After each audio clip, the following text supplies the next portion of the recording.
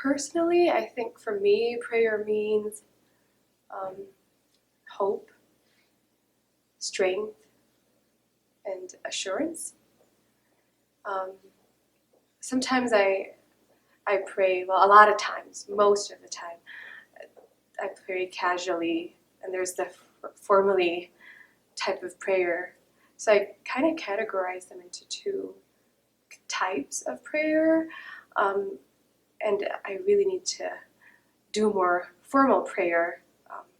But most of the time, I would just, pray when I'm driving, like short instances, when I have rush of emotions, things are going great, things are going bad. Depending on anything that I've experienced throughout the day, I think I always call out to God and talk to God all the time, really. But for the formal prayer, I like to set aside everything and just to give time to God, maybe read some scripture, and then do a really longer type of prayer, more formal. I'm adding into my list not just the day-to-day things and what I see at the moment, but also people that I care about, things that are not just for me, maybe for the world. And I think that really reflects the way I see God. I see God both as a personal God, Jesus as a friend whom you can always call on to anytime, any day, anywhere. And I think that really reflects my casual mode of prayer.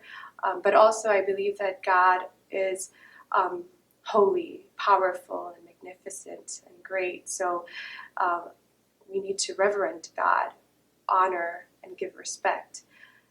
And so that part, I think, that's where my formality type of prayer comes in, to really honor God and to be willing to give that time. Because if we do that for worldly leaders or people that we regard higher, I think I should be able to do that for God. So those two ways are how I pray.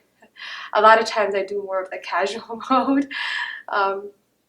And it really brings in a sense of hope to me, and also a sense of strength, re-energizedness. I just feel more compelled to face the day.